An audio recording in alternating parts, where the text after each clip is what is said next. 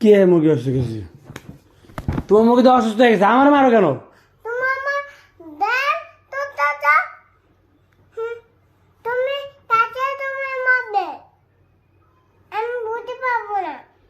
হ্যাঁ, কি বলতে পারবো না?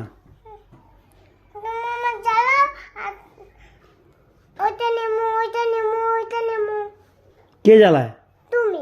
আমি কি করছি? আমি জ্বালাইছি তোমাকে?